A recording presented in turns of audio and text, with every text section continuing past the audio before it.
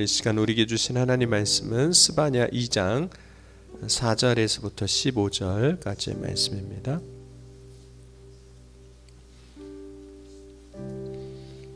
구약성경 1306쪽입니다.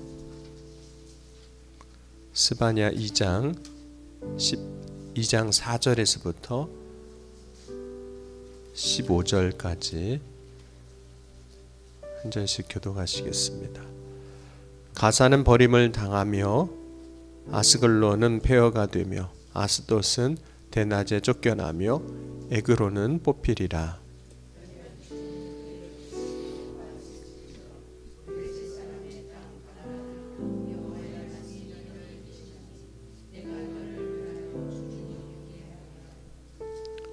해변은 풀밭이 되어 목자의 움막과 양떼의 우리가 거기에 있을 것이며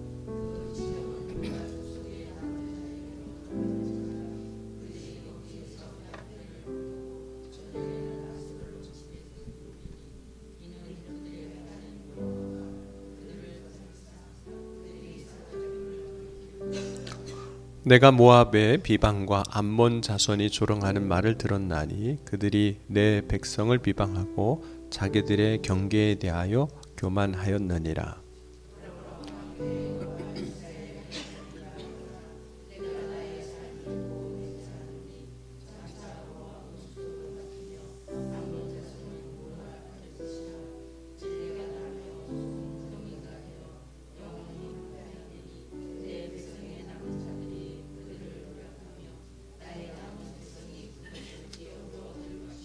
그들이 이런 일을 당할 것은 그들이 만군의 여호와의 백성을 회방하고 교만하여졌음이라.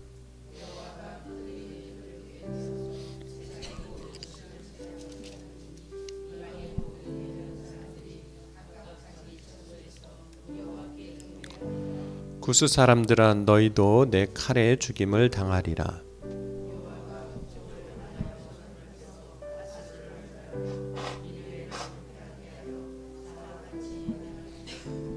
각종 짐승이 그 가운데 때로 누울 것이며 당아와 고슴도치가 그 기둥 꼭대기에 깃들이고 그것들이 창에서 울 것이며 문턱이 적막하리니 백향목으로 지은 것이 벗겨졌음이라.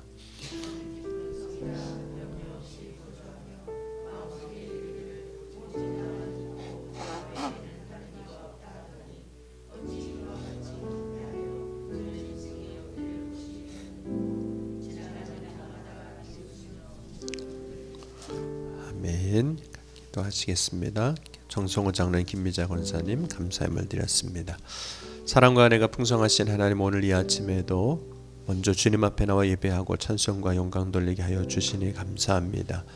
오늘도 마음과 정성을 다해 예물을 드립니다. 예물을 드린 손길을 축복하시고 오늘도 주님 안에서 승리하는 믿음의 삶을 살아갈 수 있도록 인도하여 주옵소서. 오늘도 주의 말씀 앞에 섰습니다. 오늘 말씀은 들을 때마다 우리의 귀가 열리게 하시고 마음이 뜨거워지게 하셔서 오직 하나님 말씀을 듣고 그 말씀을 따라 믿음으로 살아가게 하여 주옵소서.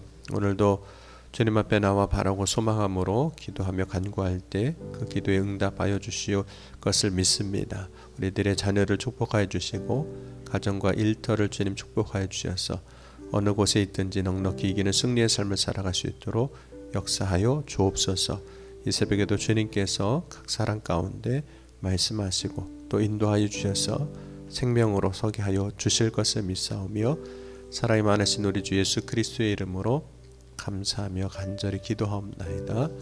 아멘. 네, 우리는 다양한 언어로 혹은 다양한 단어로 하나님을 고백하는데 오늘 스바냐에서 말씀하고 있는 하나님은 모든 열방의 주권자입니다. 그래서 하나님은 만왕의 왕이시고 세상을 다스리시는 하나님이심을 오늘 말씀을 통해서 선포합니다. 그런 세상의 왕은 왕이 되었을 때 자신이 다스리는 영역이 분명합니다. 자기의 통치 영역이 제한되어 있는 거죠. 아무리 강력한 힘을 가진 왕이라 할지라도 모든 나라를 다스리지 못합니다. 뿐만 아니라 세상 왕은 자신이 다스릴 수 있는 통치의 기간, 시간이 있습니다. 그렇게 힘 있는 권력자인 것 같지만 어느 순간에 그 권력이 이제 사라지고 그 왕이 사라지는 거죠. 오래 통치하고 싶어도 때로는 반역자가 일어나서 왕위에서 물러나기도 하고, 또한 인간은 결국은 죽기에 결국 죽음으로 그 왕위에서 벗어나기도 합니다. 그러니까 세상 왕은 어느 순간에 나타났다가 또 이제 사라지게 됩니다. 세상의 왕은 역사의 한편에 등장했다가 또 사라지게 될 겁니다. 하지만 하나님은 온 우주 만물을 다스리시는 영원부터 영원까지 계시는 만왕의 왕이십니다. 그러므로 이 땅을 진정으로 다스리시는 분이 하나님이십니다. 모든 왕의 왕이신 하나님은 하나님의 뜻을 가지시고 이제 역사를 하시는데, 오늘 함께 본 스바냐 2장 14절에서 15절 말씀 보면 지금 이제 유다 땅 주변에 있는 이방 나라들, 그 이방 나라들을 향해서 하나님께서 이제 심판을 하실 것이라는 선포의 말씀입니다. 그 심판이 이제 여호와의 날로 표현이 되고 있습니다. 먼저는 블레셋 도시들인 가사와 아스글론, 아스돗, 에그롯, 그렛에 대한 심판을 오늘 4절에서 7절까지 선포합니다. 이 블레셋 성읍들은 비교적 해변 도시, 해변에 있는 도시로서 이제 문화적으로 굉장히 정치적으로 발전한 도시입니다. 왜냐하면 물류가 많고 또 먹을 것이 많고 땅이 비옥했기 때문에 그렇습니다. 하지만 하나님이 이 마지막 날을 선포하실 때 그렇게 좋았던 넉넉하고 그런 땅들이 폐허가 되고 거기 있는 사람들이 쫓겨나고 그래서 오늘 말씀 보면 뽑히게 되고 그 비옥했던 해변들은 이제 목초만 남게 될 것이라고 말씀합니다. 그리고 그 땅은 이제 유다, 이스라엘 백성의 남은 자들의 땅이 될 것이라고 선포를 하셨습니다. 특별히 이스라엘을 저주했던 모압과 암몬은 그 암몬 땅에는 찔레가 자라고 또 파종할 수 없는 소금 땅이 되게 하시겠다고 또 말씀하셨어요. 그래서 그 땅에 남겨진 사람들은 결국은 남은 유다의 남은 자들의 기업이 될 것이라고도 오늘 선포를 합니다. 그럼 하나님이 이 이방을 향해서 이런 심판을 선포하시는 이유는 하나님의 백성을 회방하고 또 스스로 교만해졌기 때문에 하나님께서 그 이방 땅들을 심판하시는 겁니다. 그래서 하나님은 그 이방 땅들을 향한, 이방인들을 향한 심판을 통해서 하나님이 어떤 분이신지를 이제 나타내시는 거죠. 그렇다면 이방 땅을 심판하시는 하나님은 이스라엘을 위한 것일까요? 이스라엘 백성을 위해서, 지금 남은 유다를 위해서 그렇게 하시는 걸까요? 정확하게 말하면 이스라엘에게 그것이 유익한 일이 되겠지만 모든 것이 이스라엘을 위해서 하는 것은 아닙니다. 모든 것은 이방인들에게 살아계신 하나님을 나타내시고자, 하나님의 영광을 드러내시고자 그렇게 하시는 거예요. 그러는 가운데 이방이 멸망할 때 이제 남은 자들 유다가 이제 하나님의 백성으로서 복을 받게 되는 거죠. 여러분, 오늘 여기서 우리가 잘 새겨야 할 부분이 있습니다. 하나님이 하나님의 백성을 괴롭게 한 자들을 심판하시는 건 맞아요. 지금 이방 땅들을 심판하실 때. 그런데 그때 하나님의 백성들이 우쭐해할 수 있어요. 그거 봐, 나한테 그러더니 니들 하나님 심판 받는 거야, 뭐 이렇게 생각할 수 있다는 거죠. 그런데 하나님은 하나님의 백성된 자들도 심판하실 수 있습니다. 이방을 심판하신 것처럼 하나님의 백성된 자들은 그래서 사실 언제나 겸손해야 됩니다. 저와 여러분이 그런 거예요. 언제나 겸손해야 합니다. 다만 하나님의 자녀된 백성된 자들은 하나님의 선택을 받아서 이방과 구분될 뿐입니다. 더 많은 은혜를 입은 것이지 더 나은 자들은 아니라는 뜻이에요. 더 많은 은혜가 있어서 그런 것뿐입니다. 그럼 과거에 교회를 핍박했던 사람들이 어려움을 당할 때, 어려운 인생의 말로를 당하는 경우들을 꽤 많이 보거든요. 그때 이런 말을 하는 경우들이 종종 있었습니다. 교회를 핍박해서 저주를 받았다, 이런 이야기를 하기도 했었어요. 그런데 그것이 정확한 표현이라고 하기가 어렵다라는 거예요. 물론 하나님이 그렇게 심판하실 수 있습니다. 하지만 그 일을 행하신 이유는 하나님의 영광을 드러내는 것뿐이에요. 그런 세상에서 하나님이 어떤 분이신지를 드러내시는 것입니다. 그때 교회가 우쭐하지 말아야 된다는 거예요. 교회도 언제든지 똑같이 심판받을 수 있습니다. 그러면 계시록에 보면 이제 사도 요한이 아시아에 있는 7교회에 편지하는 내용들이 나오는데 요한계시록 2장 1절에서 5절까지 보면 이렇게 에베소 교회에 대해서 이야기를 하고 있습니다. 에베소 교회의 사자에게 편지하기를 오른손에 7별을 붙잡고 7 금촛대 사이에 다니시는 이가 가라사대 내가 내 행위와 수고와 내 인내를 알고 또 악한 자들을 용납지 아니한 것과 자칭 사도라 하되 아닌 자들을 시험하여 그 거짓된 것을 내가 드러낸 것과 또 내가 참고 내 이름을 위하여 견디고 게으르지 아니하는 것을 아노라. 그러나 너를 책망할 것이 있나니 너의 처음 사랑을 버렸느니라. 그러므로 어디서 떨어질 것을 생각하고 회개하여 처음 행위를 가지라. 만일 그리하지 아니하고 회개치 아니하면 내가 내게 임하여 내 촛대를 그 자리에서 옮기리라. 그러니까 에베소 교회도 하나님의 놀라운 역사가 있었고 믿음을 지켰던 교회이지만 그 처음 사랑을 잃어버린 그 에베소 교회를 향해서도 내 촛대를 옮기시리라고까지도 말씀하는 것을 보면 우리가 우쭐할 건 아니라는 거죠. 하나님은 에베소 교회에 그렇게 하실 수 있다면 다른 교회도 그렇게 능히 하실 수 있는 겁니다.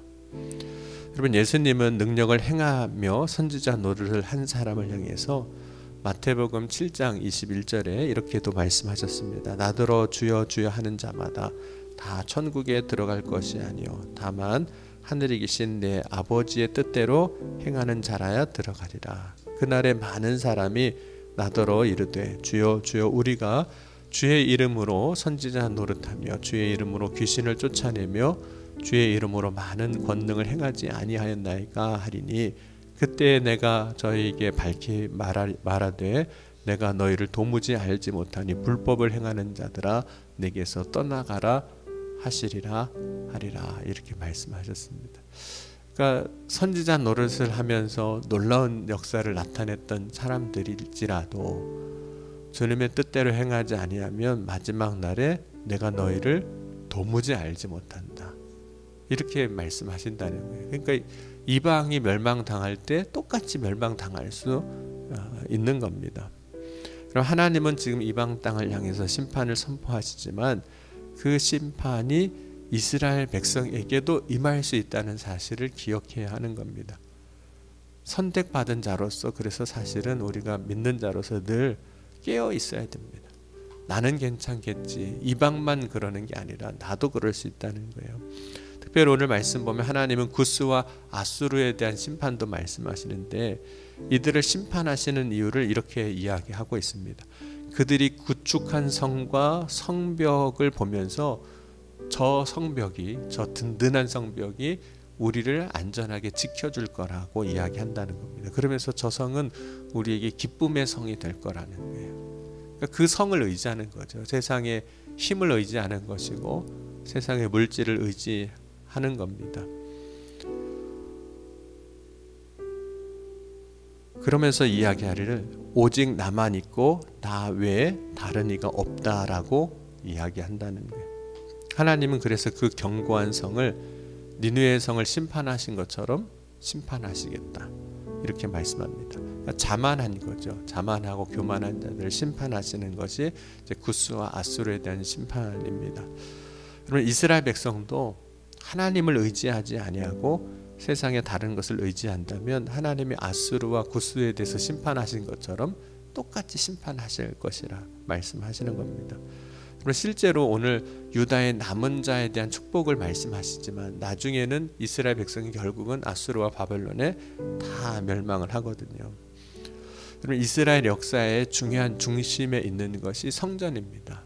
예루살렘 성전, 특별히 솔로몬 때 지었던 성전을 솔로몬 성전이라고 하고 나중에 그것이 이제 망하고 다시 건축된 것이 수룹바벨 성전입니다. 그런데 그것도 또 무너집니다. 그리고 다시 건축된 것이 헤롯 성전입니다.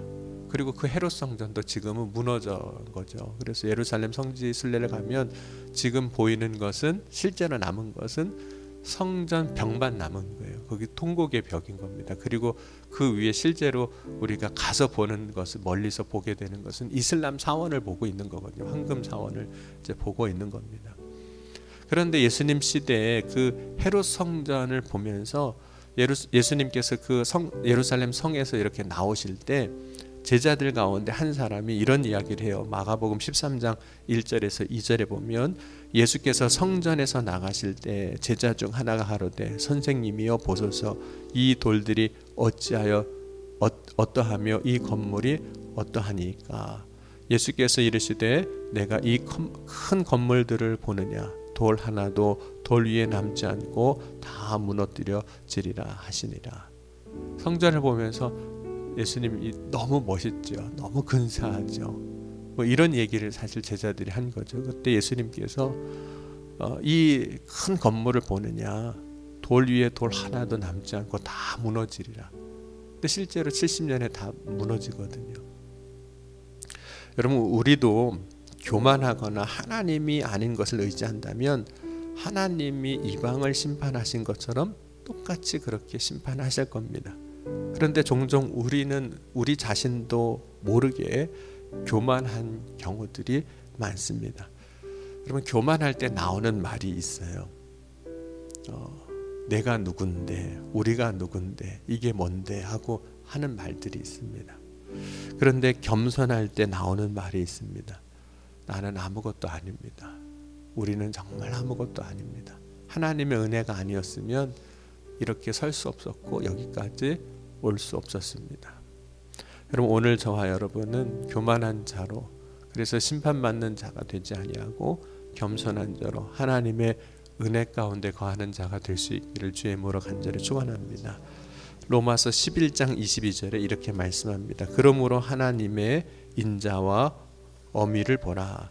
넘어지는 자들에게는 어미가 있으니 너희가 만일 하나님의 인자에 거하면 그 인자가 너희에게 있으리라. 그렇지 않으면 너희도 찍히는 바 되리라. 너희도 찍히는 바 될 수 있다는 거예요. 그래서 하나님의 은혜 안에 있고 늘 겸손하라는 겁니다. 오늘 이 시간 저와 여러분은 늘 겸손히 주님만 의지하고 주님만 섬기는 저와 여러분이 될 수 있기를 주의 이름으로 간절히 축원합니다. 오늘 말씀을 기억하면서 기도하실 때 두 가지를 점검하셨으면 좋겠습니다. 나는 오늘 어떤 겸손으로 살아가고 있는가?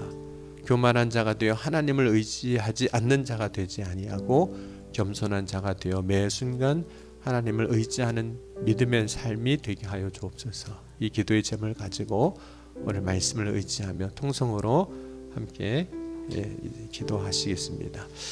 사랑의 주님, 감사합니다. 오늘 이 아침에도 주의 사랑 안에 거하게 하시고 믿음으로 서게 하여 주시니 감사합니다. 오늘 구할 때, 부르짖을 때 응답하여 주옵소서. 주의 능력과 권능이 오늘 겸손한 자에게 임함을 믿고 교만한 자가 되지 아니하게 하시고 날마다 든든히 서는 믿음의 삶으로 서게 하여 주옵소서. 오늘도 주의 성령으로 역사하여 주실 것을 믿사오며 예수님의 이름으로 간절히 기도하옵나이다. 아멘.